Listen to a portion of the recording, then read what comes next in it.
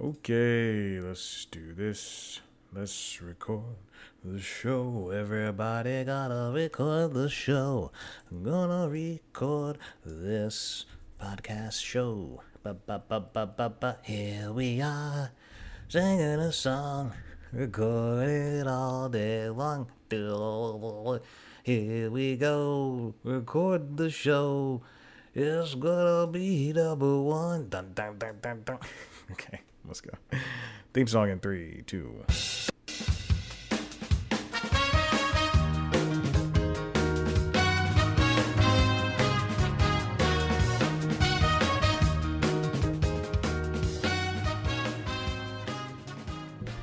And welcome back to the Constitutionals Podcast. I'm your host, Chad White. If you didn't know, this is the premier podcast for the website, cpluscomedy.com.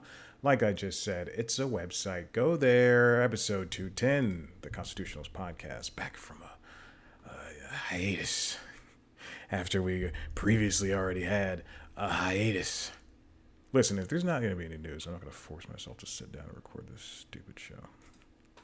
For the little amount of money it makes. And by little, I mean none. It makes none money. And by none money, I mean it only makes enough money. It only makes money from a convent. Now, I don't know if you can hear this. It is currently about to storm pretty heavily outside. And it's very scary. And yeah, that's about it. It's a very scary time. We're getting thunders. We're getting notifications from different various news organizations. 210. Not that much stuff to talk about. Last week, I saw not recording the podcast, I saw F9. I've really enjoyed my time with it. You could tell that movie theaters are going to thrive because people were talking through, and by people I mean one set of some ladies were talking throughout the entire film. I want to say, they would not shut up, and I was in one of the first 3 rows away from the group of people that sit in the middle. So I went to AMC. People were sitting clustered in the middle, even though we're still in the middle of a pandemic. I got there. And I already previously bought my ticket, and I sat 3rd row to the left, on the edge because I'd like an edge seat, just in case something goes down, and I like to sit up. I don't care about sitting in the middle, having the best seat. You know, it was a Dolby Cinema one. I spent the $16 on the ticket. Had the best screen, so it didn't matter any angle, just like that new TV I got, any angle, doesn't matter. And it was still fun. I had a good, enjoyable time. The Fast and Furious series 5 on is great. Even the ones that, one of the complaints I saw was that people go, oh, it's unbelievable. You can't believe the action that happens in it. Yeah, there's no you can't believe the action that happens in the Disney Marvel's Black Widow either. And one of them has a cast full of brown people, while the other does not have any brown people at all. I stand by that, but still, Disney, hire me, baby.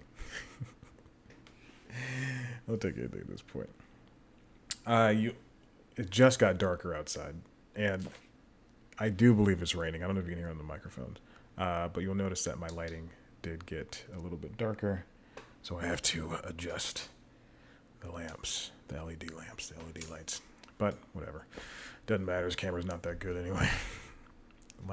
My laptop is dying. Oh my gosh! Every time I pick this thing up, a new piece has fallen off. Like don't buy laptops. Excuse me, I just hit the mic arm. Don't buy laptops that have a lot of, like I think on the Microsoft Surface. This is a Yoga 900 from like 2015, but I think the Microsoft Surface Books, which is the laptop version of the Surface laptop, 2-in-1, I guess. They have fabric on their keyboards for their palm rests and all that stuff, and like just fabric around the keyboards. And then for this one, this was like the second time Lenovo did the flipping hinge laptop, and so it has a watch band style hinge where if you look at, imagine like a Rolex or something, I don't know, just a watch that has a metal band, then it has it has a hinge like that, and it makes it look very sleek. It makes it look very fancy, as fancy as that price tag was. But the big problem is that they kind of skimped out everywhere else. So the camera's not that good. Again, for 2015, the screen bezel is huge, and my biggest problem is that pieces are falling off. So for the watch band hinge, they have tiny little, not bolts, but like end caps, and they have 4 of them. And over the past couple of years, they've just been falling off. And then there's the plastic for where the USB ports are, and the USB-C port have just, I noticed yesterday one just broke off completely. Like not the port itself, but like the border on the side. So this is an aging beast. I don't understand how people use the same piece of technology for years, like the same phone. Like, good Lord. That's why I had to get this Galaxy. And then what else did I do today? Oh, today I just finished watching the new season of Big Brother, season premiere. Now, last year, I distinctly said, after, the committee, whatever they call themselves, the 6 white people started kicking out the brown people one by one, I said I was never going to watch this show again. But then I saw the cast for this new group of people, and CBS has distinctly said multiple times on multiple occasions, so I have to take their word for it, that they're going to start doing, gender and racial casting equality, essentially. And what that amounts to in this new season of Big Brother, and it can only get better. It can only get better. I hope so. Is that there are multiple people of color, multiple people who identify in the LGBTQ world, someone with autism. Let's see. I texted a friend, and I'll read the text out to you. Update on Big Brother contestant diversity. This is out of nowhere. Asian. Okay, I thought one of the okay, Asian guy, gay black guy, Mexican black guy, half Mexican, half black, first generation Cameroon American woman, Indian South African child prodigy, autistic woman, bisexual woman, 40-year-old single black mom doctor with great braids, tons of literally a lot of the women. With the if you look at all the women, there's going to be 2 that you can go, okay, they don't fit under this category. But there's literal genius women. Like every single woman on here, with the exception of 2, are scientists or engineers. But there's still 4 white dudes and 2 blondies, those 2 women, who all fit the bill of probable racist. And based on, they had to choose teams. They got to choose teams. You had to win a competition and then choose teams. Teams of 4. So the person who won, they had 4 competitions. One person from each competition got to choose people on their team, and then based on a couple of their decisions, I knew right then I can look at some of these people's their profile bio, whatever they did, the pre-roll before all of the action they did, the interviews, and then I can look at their choices. And I just know that these people aren't going to be good people in the end. And I know that's a little judgmental of me, but come on, don't say like you've worked hard your entire life and you're a white woman like that. You're going to turn out fine. It's the Cameroon and the Indian and the other ones that are going to struggle more than you. But whatever, it's not a competition. Not a competition. Anyway, I look forward to this season of Big Brother. It's only my 2nd season. I have no plans to go back and watch the other ones. Don't suggest it because people have, and I'm not going to do that. And this is going to be fun. Hopefully, we'll see. Just knock out the white guys. Oh God! Except there's one white guy who I think is cool. He lives in Hawaii. He says he's from Hawaii. I don't think he is. I don't think he's Hawaiian. But yeah. And everybody's talking about showmances. We don't need showmances. Just do the show. Just do Big Brother. God. like when you're on like if I'm watching, which I have done multiple times over the past year and a half, if I'm watching a season of Survivor and the first thing you say is I might be looking for love, I don't know, you're immediately on my hit list. I'm looking for love. I don't care, guys. We're here to compete. We're here to win, outwit, outlast, outplay. I think that's what Survivor's thing is. All right, we're 9 minutes, 40 seconds in. We can continue with this episode. First things first, Universal is setting up some new deals for streaming. So as we've talked about over the past year with this pandemic, is that there has to be an option. I don't think I've ever voiced this out loud. God, it got dark quick. There has to be an option outside of traditional theatrical releases so that everyone wins. So HBO Max, the Warner Brothers, independently, and the Warner Sister Dot, has said, excuse me, I'm sorry, that was a stupid joke. There's two different jokes I wanted to get in there, and I fit them both in to my regrets. Oh, that's a good title for the episode. To my regrets. Okay. So Warner Brothers released movies day and date for the next year, from December of last year until December of this year, day and date with theaters, so that they can earn some of this capital back. Universal early on put a couple of their movies, and I think it just amounted to Trolls World Tour, which again I think is a fantastic movie, way better than the first. Anyway, I've yet to see Boss Baby, and I am willing to pay the $5 to Peacock just to watch it, and also Knockout Girls 5 and that's it. Nothing else. And Rutherford Falls, and that's it. Nothing else. And maybe The Godfather, because now that's on there and not on Paramount Plus. I take way too long to watch things. Anyway, so Universal puts some movies on streaming.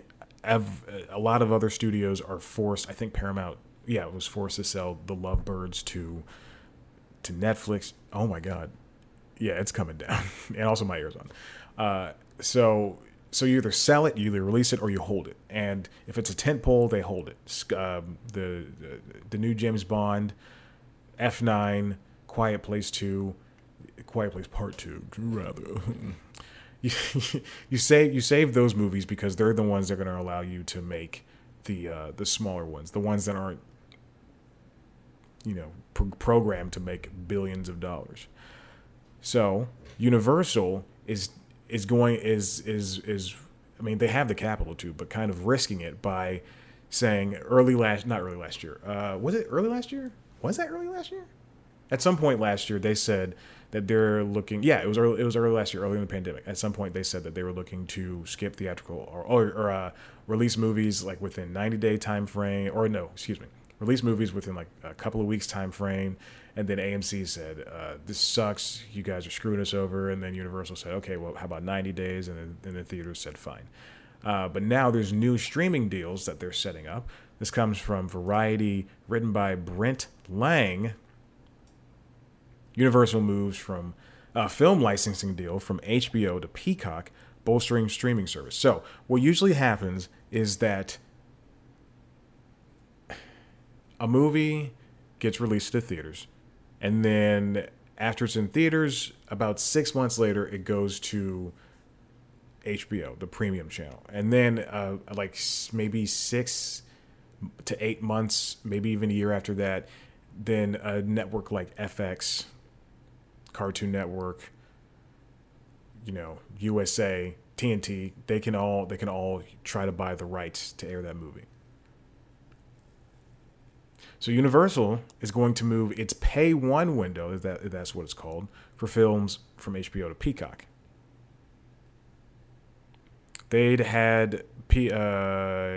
Universal had that pact with HBO since 2005. Now Peacock will have access to Universal's popular franchises, including Jurassic World and Fast and Furious from 2000, the fourth one, and Tokyo Drift are already on Peacock right now, and 2 Fast and Furious, I believe, as well as Despicable Me movies and spinoffs. New films will appear on the streaming service within 4 months of their theatrical debut. So you can see Jurassic World in theaters, in May, or wait until September and it'll hit Peacock. If you are a paying subscriber, I can only imagine. This new deal is going to start in 2022, but it's structured differently than the past packs governing the traditional 18-month pay one window. I was right. Look at me. I said 6 months to a year. Universal's slate will go to Peacock as the pay one partner for the initial 4 months of that period, as well as the final 4 months of that window. So then there's going to be a middle 10 months where it could basically go to anywhere else. It can go to Netflix, it can go to HBO Max, it can go to Disney Plus, wherever. Roughly 2 streamers or cable networks will have the rights to air Universal films during that period. Under the past agreement with HBO, Universal was able to license certain Illumination titles to Netflix, which is why Despicable Me and Secret Life of Pets films routinely turned up on the subscription service. Now, I do think this is a solid move for them, especially coming up in the next segment of this story, is that they have another pact going on, which we'll get to right now. This also comes from Variety, written by Angelique Jackson. Amazon Prime Video and IMDb TV signed multi-year licensing deal with Universal. And I think from this point forward, we're going to see a lot of if Prime Video makes a move, then IMDb TV is going to be alongside them. Amazon's Prime Video and IMDb TV have inked a multi-year licensing deal with Universal Filmed Entertainment Group, bringing blockbusters like Jurassic World, Dominion, and F9 to the company's streaming platforms. Under the new agreement, that sounds familiar, right?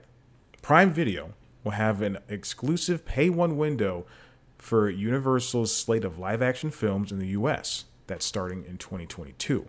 It will also receive rights to package Universal's library movies. Now, they made this deal the same week, within a couple of days of each other. So this means,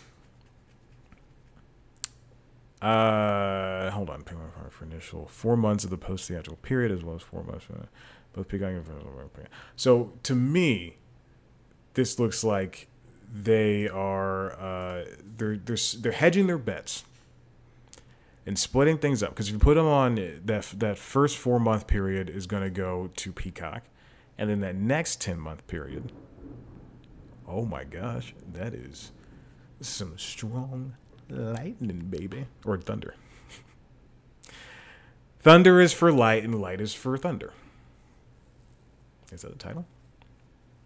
So it seems to me that this is the middle part. This is the good middle part. So they've already gotten their second middle part, or the first middle part rather. So that means during that 10-month period, what this sounds like to me is Amazon is going to be one of the companies that Fast and Furious will go to, or Jurassic World will go to. Notably, IMDb TV is the first AVOD service to secure network window rights from a major studio with Universal's 2020 to 2021 movies, including F9, Sing 2, Old, and more. Set to live exclusively on Amazon's premium free streaming service. So AVOD is ad supported video on demand. IMDb, Tubi, Pluto, and Crackle are some of the top ones. I just recently deleted Google Chromecast with Google TV, which I'll just now call Google TV, does not have a lot of memory on board. It has 4 gigabytes of memory. And who knows how much RAM. Probably 2 gigs of RAM. And it runs a little bit sluggishly, I have to admit.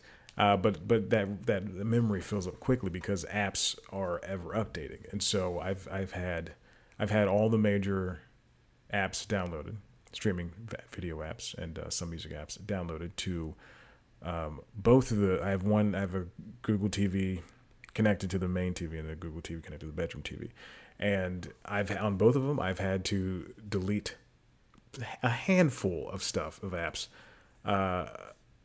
because it's just not, there's not enough. And so anyway, there's not enough room. So anyway, one of the first things to go was Crackle, because Crackle sucks butt, and I think Sony should stop. They should just stop that service. Crackle is is probably the besides Hulu, was the first like free streaming video thing, and now it stinks. So get rid of it, Sony. For the Prime Video side of the deal, Universal's blockbuster titles like Jurassic World Dominion, the 355, and Ambulance will debut on Peacock before heading to Prime Video 4 months later. Like I said, I was correct. So all they have to do is find a second anyone who sees value in having Universal's movies on their streaming service. And let me look at my phone, because I have all of the services on here. If I mean, it's not going to go to Disney Plus. They could go to Paramount Plus. They could team up with Paramount Plus for that 10-month window. HBO, Showtime, Stars, and Prime. So those are the five ones, unless there's like another major one I'm missing. But those are the 5 ones that they could team up with. Now, interestingly enough, Viacom CBS has also said that even though they have Paramount Plus, they're willing to license out their shows and movies to other platforms. So that's why you saw, I know Evil is on Netflix, but that's why you saw shows like Evil, and I think Clarice are on Netflix right now. And Evil, I think, is still in like the one of the most viewed shows on there as of late on Netflix. You know how they do their analytics, which is they don't tell anybody about them. So I do believe that this is it's a benefit. If you lease your stuff out to Netflix, I mean, it's beneficial to you, because someone's going to go, okay, when does Evil Season 2 come out? Evil Season 2 started a couple weeks ago. All right, where is it? It's on Paramount Plus. Paramount Plus, $5. Let me pay the $5. I'll binge the whole season in a day or so. And then, but now I also have access to Paramount Plus, which also has live CBS and has Big Brother, and has the Big Brother live feeds, and then it's got Survivor and the new Rugrats, and so now I have all access to all this stuff for the month that I paid for. So you're still going to get money. The deal builds on a recent announcement that brought Peacock to Fire TV customers, and furthers a partnership between Amazon and NBC Universal. Oh yeah, I completely forgot about that. That happened a couple weeks ago. And also, let's stop launching. First of all, let's stop launching streaming services. But second, let's stop launching streaming services on certain platforms and then wanting more money from another platform. I hate that.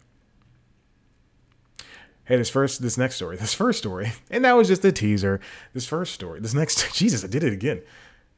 This next story comes from Billboard, written by Marissa R. Ross, Kane Brown, Mickey Guyton, and the Brothers Osborne, on country's more inclusive future. Oh no, Werner Herzog is here. Yes, it's me, Werner Herzog. I lost it. So this is a good feature piece Ms. Ross wrote, talking to these three country acts who have all made a place for themselves in country music without having the acceptance that every other genres would bring to the people they are. So the Brothers Osborne, T.J. Osborne, came out this year, and it's been a huge impact on his life, because he was the brunette white guy who sings country music, kind of didn't fit in with the mold. Same thing for Mickey Guyton, who's a black woman, obviously. There's 2 things that don't work inside country. And the third, Kane Brown, who is a black man. I was going to say light skin. I didn't want to quantify it like that, though. And so I think this is just a very nice piece that really, I think it was like a Zoom conversation. So they all had a chance to talk about what their places are like, and how hard it's been for them. Like Mickey, she came to Nashville, I think, at 28, and now she's 38, and it's tough to find a foothold, because she's a black woman, and T.J. Osborne mentions, or one of the Osbornes mentions, that that she has to, like, women typically have to sing about heartbreak and being in love and you know, getting hurt and stuff like that. And I just think this is a very nice piece that I found today. Full disclosure, I found it today. We're coming off a holiday. It took it took a while to find something decent to talk about. There's also a very nice, I think it was CBS Sunday Morning profile that Anthony, one of the Anthonys from, there's two Anthonys that host CBS This Morning, but on CBS Sunday Morning, which is the news magazine show, Anthony DeCopo and Gayle King and Tony DeCopo, God, I don't know his name. CBS This Morning. It's tough to know people. There's so many people out there. It's tough to know their names. Anthony Mason. Anthony Mason did a profile piece for CBS Sunday Morning talking to the Osbournes. And you get to know TJ and John. Anyway, check out this piece. It's just an interview. But they all talk about what they're going to do after the pandemic and going on tours and playing shows. And Mickey Guyton in particular has, you know, her song rather, Black Like Me, that came out after Breonna Taylor and George Floyd were killed. That really put her kind of in the spotlight. And anyway, read the interview, really good. And his final thing, again found today, comes from Ted Johnson over at Deadline. Joe Biden signs executive order calling for greater antitrust scrutiny, just as tech and media giants seek merger green light. Joe Biden signed a wide-ranging executive order signaling that his administration will take an aggressive stance toward antitrust enforcement, with calling on federal agencies to take more than 70 actions to counter the wave of consolidation across the economy. So this plays into what's been happening in the entertainment industry, where a company like, I just talked about, BuzzFeed going public and doing a merger with Complex, and after having bought HuffPost from Verizon and going public with a SPAC in the coming weeks or months. And then Amazon bought MGM, Disney bought Fox. You know, I'm sure Apple's going to make a giant move at some point. The rumor, this is not a joke, but Reese Witherspoon might be looking to sell Hello Sunshine, a production company. And one of the headlines was Apple is looking to probably buy it, because they Hello Sunshine, you know, produces the morning show. I think Reese is white Oprah, and she's really trying to get the billions up in there. The billions, good for her though. I can't hate her, even though she kind of puts herself in the white savior roles for her shows and movies. The order not only calls for stricter antitrust enforcement, but even a review of mergers that already have gotten the government green light. Very smart. I think this is a good move. We don't need to. I mean, again, I'm going to keep hammering this home. And also Warner Brothers and Discovery. When Disney bought Fox and people were so excited, the X-Men, Spider-Man, everybody's going to be hanging out with everybody, doing stuff. I think it has just diluted and watered down a lot of the industry. And it just kind of makes everything samey. And that's not to say that, you know, what Disney does is bad. I just watched Monsters at Work, and it's, while not bad, it's not good. but it's not a good show. It looks like DreamWorks worked really hard to make that show. That's what Monsters at Work looks like. That's what it looks like, and that's what the jokes sound like, because it is not good. What was I saying? But but Disney does have hits. Disney does make hits. But the thing is that when you're taking out the competition where you're buying all that stuff, it's even though I'm an Android guy, it's Google, and Apple, and Amazon buying up other companies that do the same things that they do. It's Google buying Waze, even though you have Google Maps, and so now you have two of the competing map services, even though they offer different things, but it's still the same thing. Google trying to be the only search engine. Apple not allowing other app stores on their platform, whereas Google and Amazon, you can have multiple app stores, app stores, app stores. So it's a tricky thing, but I think in the end, you can't side with the business on this. If everything is one thing, then nothing matters. It's pretty good quote, if I do say so myself. It keeps getting darker, and so that means I keep getting darker. Should I move closer to the camera? So now we're talking about things like Amazon MGM. And Johnson writes, I had to look back up at the name.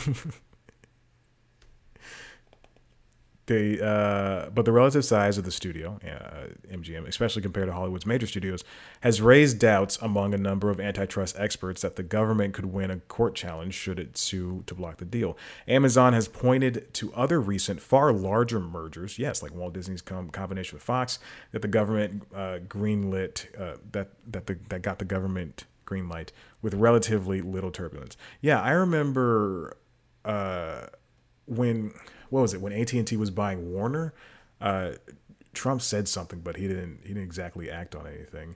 And I don't think anyone batted an eye about. Again, I don't think anyone in a high enough position, batted an eye about Disney and Fox. There's going to be a point. Again, this was a topic too.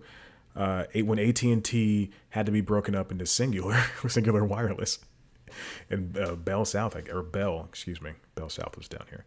I think that's going to have to happen again. But then at some point, there's just going to be a point where, if Disney and Fox break up in 10 years, there's going to be some point where Disney's going to, or where if they're forced to break up, or 20th, it'll be 20th century, not Fox. But if Disney and 20th break up in 10 years because of government intervention, then at some point, or they're spun off into its own company, which is what AT&T did with Warner. And so now that's how they're, I'm talking. That's how they're dealing with it. They threw me off my friggin' boat. I'm off my boat. What? Off my boat. That's my sequel to the Fresh Off the Boat show that was canceled on ABC, and now they don't have any shows with Asian Americans or Asians in there. Listen, Disney, hire me. Come on, man. I know I took a lot of shots at you, but that's it just means I love you.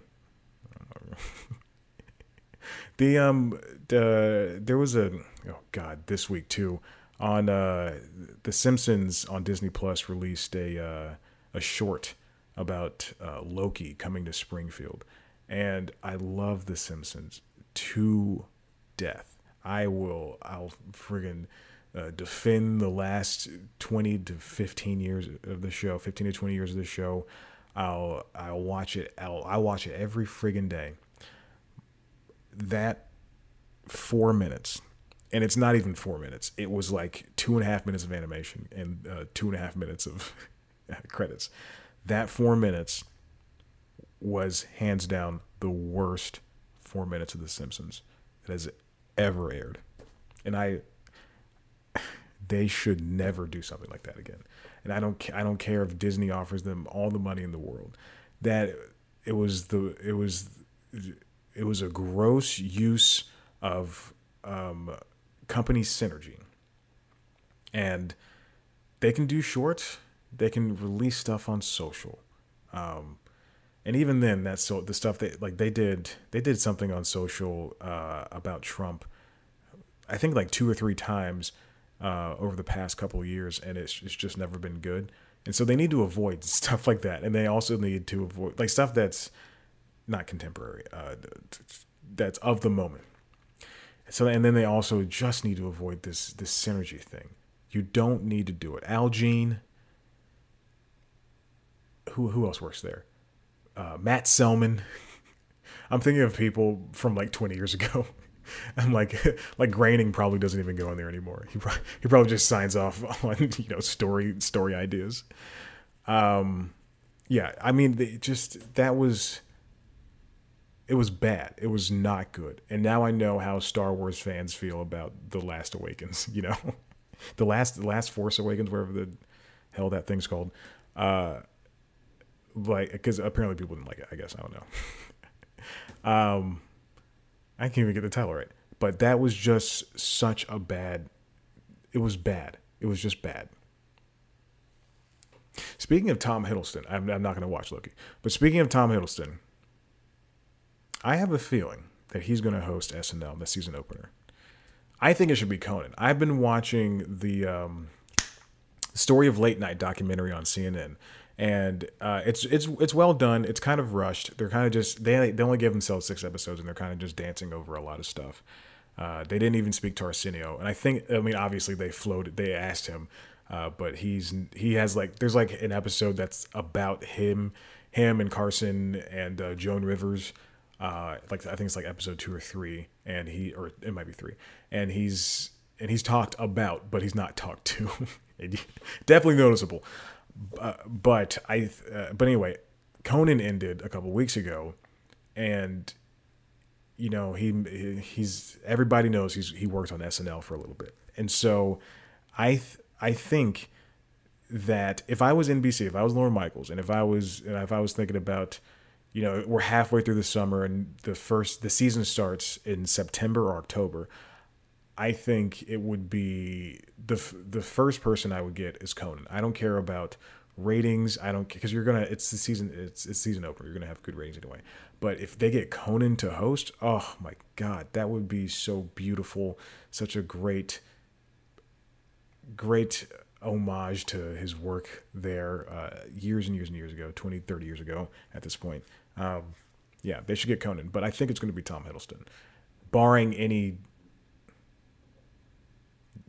major something happening at the Olympics, and an American person competing at the Olympics has a decent enough personality, and they go, okay, we'll get this person to host. Also, I've been watching on Peacock a lot of old SNL, because my first episode was Betty White, so I've been watching basically everything before that, and not everything. I skip around. It's not as good as you remember.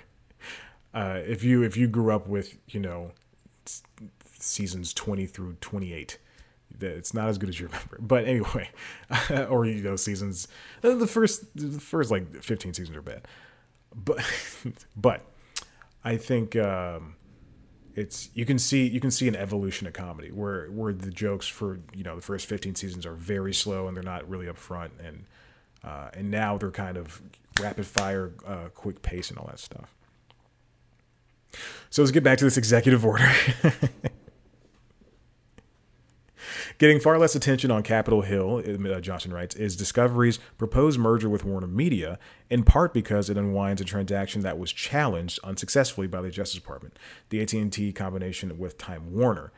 Biden has yet to name a new chief for the Justice Department's antitrust division, which will give an indication of how major mergers will be reviewed.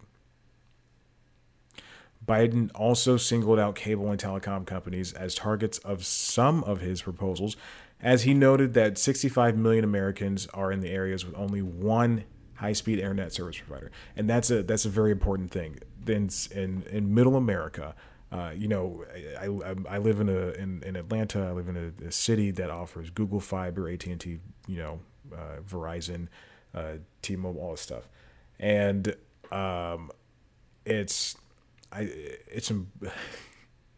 important that we talk about liberties and freedom, and all. I don't know why just Bush is here, but it's important. It's imperative that we start getting internet access to people who don't have immediate internet access, and also or they have only one option. And then also on top of that, it's the people who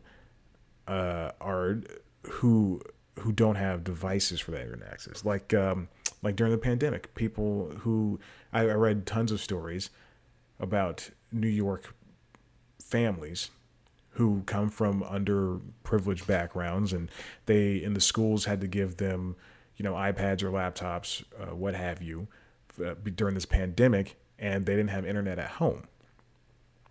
And they had to go to public libraries or, the free city Wi-Fi that's in the parks or something like that. And that's just a hassle, and that just doesn't work for everybody. And it doesn't work for anybody. Not everybody. It doesn't work for anybody. And that's one thing that I agree with Elon Musk on. Other than that, I don't like him at all. But he has Asperger's, and we have to be nice to him now. That's one thing I do agree with him on, though, is that he wants that Starlink thing.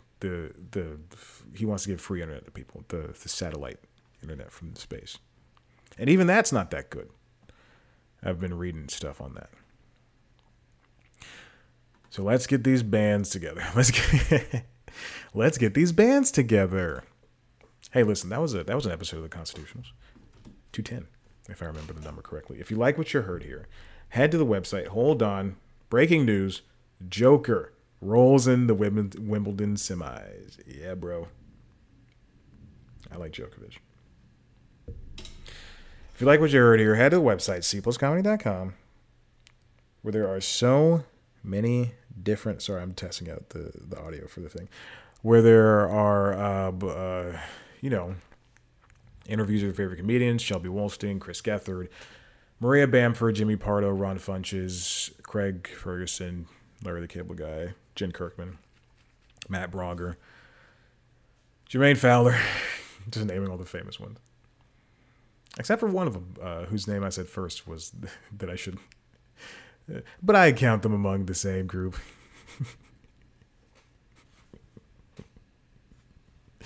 That's gotta mean. If you want to see a video version of the show, go to youtube.com/cpluscomedy, where you can see me sitting like the Phantom of the Opera. Half my face is black and half my face is white. This is very good. You can see a happy birthday balloon from approximately 2 weeks ago now. 2 weeks tomorrow. Still sitting here. Lights warm on my face. See me react to the thunder and lightning outside. Very, very frightening. Galileo.